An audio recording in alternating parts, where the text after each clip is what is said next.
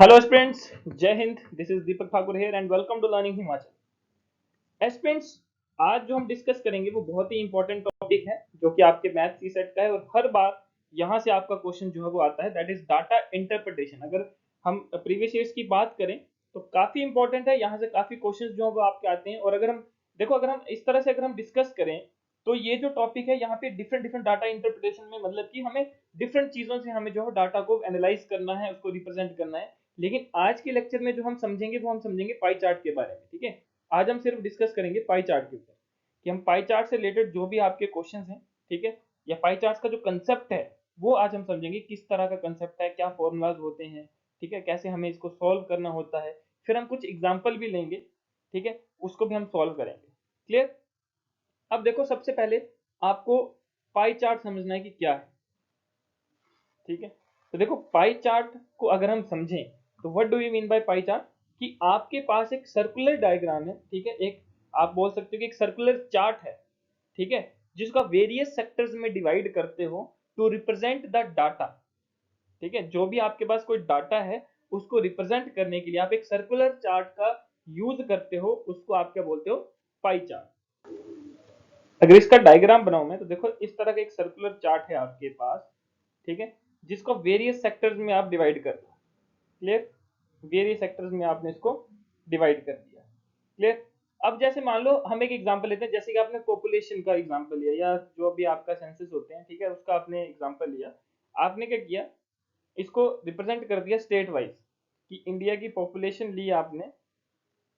देखो, सबसे आसान तरीका है इसको समझने का, आपने इंडिया की पॉपुलेशन ली, उसको स्टेट वाइज जो वो डिस्ट्रीब्यूट कर दिया। आपने बोला कि ये रिप्रेजेंट करता है यूपी के लिए, ये रिप्रेजेंट करता है महाराष्ट्र के लिए, ये रिप्रेजेंट करता है पंजाब के लिए, और ये आ जाएगा अदर्स।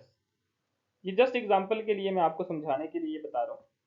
ठीक है, यूपी जो वो देश की मान लो 20% पॉपुलेशन होल्ड करती है, महाराष्ट्र 15% करती है, पंजाब 3% करती है, बाकी जितने भी परसेंटेज बची वो सारी किस में आ जाएंगी? अदर्स में आ जाएंगी। ठीक है, मतलब क्या है कि आपने क्या किया, आपके पास एक डाटा था, सपोज करो आपको सिंपल डाटा टेबुलर फॉर्म में दिया है। ठीक है, आपको जैसे यहाँ पे पंजाब का दिया है, यहाँ पे यूपी का दिया है, यहाँ महाराष्ट्र का दिया है, यहाँ पे किसी और का दिया है ना। तो आपको ये तो सिंपल लाइक डाटा दिया था, आपने क्या किया, इसी डाटा को अरेंज कर दिया, उसको इंटरप्रेट कर दिया इन द फॉर्म ऑफ, या आपने उसको शो कर दिया in the form of circular chart. ठीक है, तो उसको क्या बोलोगे आप? Pie chart. क्लियर? अब देखो क्या करना है आपने। अब पाई चार्ट जो होता है वो आपके टू टाइप्स का होता है। ठीक है, मतलब आप पाई चार्ट को जो वो दो तरह से जो है वो रिप्रेजेंट कर सकते हो। अब ये दो तरह कौन सी है? देखो, जो टू टाइप्स हैं आपकी पाई चार्ट की, वो क्या है कि एक तो आएगी कि in the form of percentage. ठीक है, कि आपको परसेंटेज फॉर्म में जो है वो इसको रिप्रेजेंट करना है। सेकंड क्या आएगा? In the form of angle. अब आपको पता सर्कल है, सर्कल के एंगल्स भी होते हैं। अगर आप किसी सर्कल को डिवाइड कर रहे हो, उसके सेक्टर्स में डिवीजन कर रहे हो, तो ऑब्वियसली वो, अगर एक पूरा सर्कल 360 डिग्री का है, ठीक है, तो वो सर्कल 360 डिग्री को अगर आप जैसे छोटे छोटे हिस्सों में डिवाइड कर रहे हो, तो ऑब्वियसली वो एक एक जो पार्ट है, जो एक एक सेक्टर है, वो कुछ ना कुछ एंगल बनाएगा, है ना। तो वैसे ही अगर हम इसको फर्स्ट इसको समझें, पहले वाले को समझें कि परसेंटेज जो हमने पिछले उसमें भी लिया, लास्ट उसमें, ठीक है, क्या किया, आपके पास एक सर्कल है, ठीक है, आपके पास क्या है, एक सर्कल है। क्लियर? आपने क्या किया, इसको डिवाइड कर दिया वेरियस पार्ट्स में, सेक्टर्स में डिवाइड कर दिया। जैसे मैंने पीछे लिया, सपोज करो कि ए बी सी डी, मान लो कि ये ए बी सी डी चार पर्सन है, ठीक है, इनके पास जो है वो 100 रुपीज है। ठीक है, सपोज करो टोटल जो है वो 1000 रुपीज है, सपोज कर लो कि 1000 रुपए हैं। अब ये जो है वो इन्होंने 1000 रुपए डिवाइड कर लिए, ए के पास 1000 का 10% आया, बी के पास 25% आया, सी के पास 30% आया, जो रिमेनिंग बचा वो डी के पास गया। ठीक है, तो मतलब क्या है कि अब मान लो ये टोटल सम था 1000 रुपए, इन्होंने आपस में डिवाइड कर लिए, ए के पास 10% हिस्सा गया, बी के पास 25, सी के पास 30, डी के पास जो रिमेनिंग बचा वो डी के पास गया। क्लियर? तो मतलब क्या है कि यहाँ पे हमने जो रिप्रेजेंट करा, जो पाई चार्ट को रिप्रेजेंट करा, वो कौन सी फॉर्म में करा? परसेंटेज फॉर्म में करा। सपोज करो यही सेम अगर हमें किस फॉर्म में करना है? एंगल की फॉर्म में करना है, यानी कि सेकंड पार्ट क्या आता है? एंगल। कि आपके पास एक ऐसे पाई चार्ट है, एक सर्कल है, आपने इसको सेक्टर को डिवाइड करा। अब आपको एंगुलर फॉर्म में करना, आपको पता है कि पूरा सर्कल जो होता है वो 360 डिग्री का होता है, ठीक है, 360 डिग्री का है। आपने इसको डिवाइड कर, सपोज करो पहला वाला ये 90 डिग्री का है, सेकंड वाला मान लो 110 डिग्री का है, ये वाला मान लो 80 डिग्री का है, जो रिमेनिंग बचा वो यहाँ पे आ गया। मतलब कि टोटल तो आपको पता है 360 डिग्री, जैसे परसेंटेज क्या है, परसेंटेज टोटल 100% होता है, उसको आपने डिवाइड कर लिया जैसे लास्ट उसमें किया। यहाँ पे आपके पास 360 डिग्री का एंगल है, मतलब एक पूरा सर्कल 360 डिग्री का है। अब आपने एक एक सेक्टर को एंगल्स में जो है वो डिवाइड कर लिया, ठीक है, कि आपने बोला फर्स्ट ये ए है, ये बी है, ये सी है, ये डी है। क्लियर? आपने क्या किया, इसको अब एंगुलर फॉर्म में जो है वो डिवाइड कर लिया। अब मेन बात आती है कि आप वैल्यूज अगर आपको निकालनी है तो कैसे निकालोगे। जैसे कि अगर हम पीछे देखें, ठीक है, जैसे कि आपने पीछे क्या किया था लास्ट उसमें, कि आपके पास परसेंटेज दिया था, ठीक है।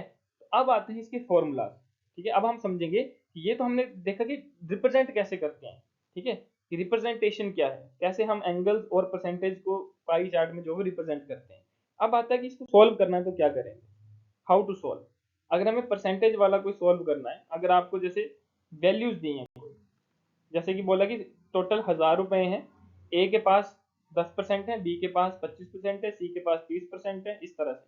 और आपको बोला कि फाइंड द वैल्यू ऑफ ए, कि ए को बताओ कितने रुपए मिले, 1000 में से कितने रुपए मिले। तो आपने क्या बोला कि कोई भी वैल्यू निकालनी, मान लो वैल्यू ऑफ सेक्टर, मान लो एक जगह सेक्टर की, किसी भी सेक्टर की वैल्यू निकालनी है।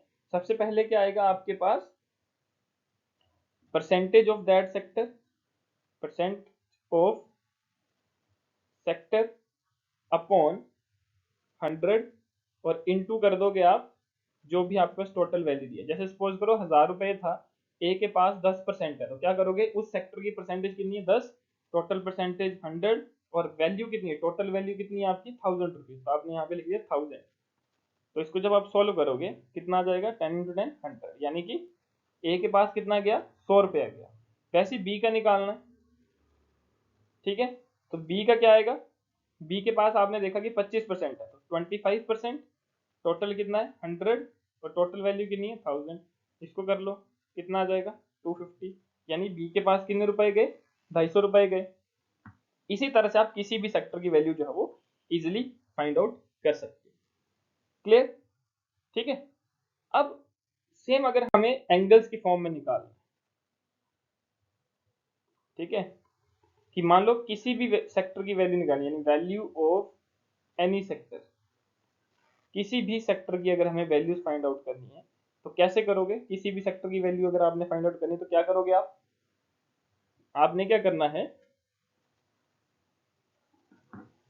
Angle of that sector upon total angle कितना होता है 360 इंटू टोटल वैल्यू, ठीक है। अब जैसे यही एग्जांपल ले लेते हैं कि 1000 रुपया है, ए जो एंगल बना रहा है वो 90 डिग्री का बना रहा है, मान लो ए सेक्टर है वो 90 डिग्री का एंगल बना रहा है, टोटल वैल्यू 1000 रुपीज है, तो बताओ ए को कितने रुपए मिलेंगे। तो क्या करोगे, value of A is equal to angle of that sector यानी कि 90 degree, total 360 degree, total value कितनी है 1000 है, ठीक है। तो आप क्या करोगे, देखो 90 फोर जा, ठीक है, 360 हो गया, ये डिवाइड हो गया, ठीक। उसके बाद 4 250, तो आंसर कितना आ जाएगा 250 रुपीज, यानी कि ए को कितने रुपीज मिले 250 रुपये मिले। अगर हम एंगल में, जैसे कि अगर 1000 रुपीज हैं, अगर किसी भी पाई चार्ट में ए का 90 डिग्री का है, मतलब सेक्टर बन रहा है, तो वैल्यू ऑफ कैसे निकालोगे सेक्टर की, उस एंगल, उस सेक्टर का आपने एंगल लिखा यानी कि 90 डिग्री, टोटल आपको 360 है, इंटू टोटल वैल्यू। सेम वैसे ही जैसे आप परसेंटेज में करते थे, परसेंटेज में क्या करते थे, percentage of that sector upon total percentage, total percentage 100 होती थी। यहाँ पे क्या है एंगल, तो एंगल आपको पता पूरा सर्कल कितने डिग्री का होता है 360 डिग्री का होता है, तो यहाँ पे टोटल एंगल कितना आ जाएगा 360 degree into total value. Clear?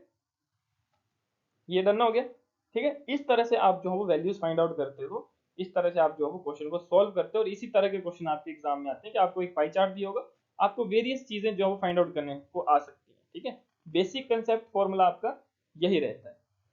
Clear? Understand? यहां तक सभी को समझ आया? ठीक है।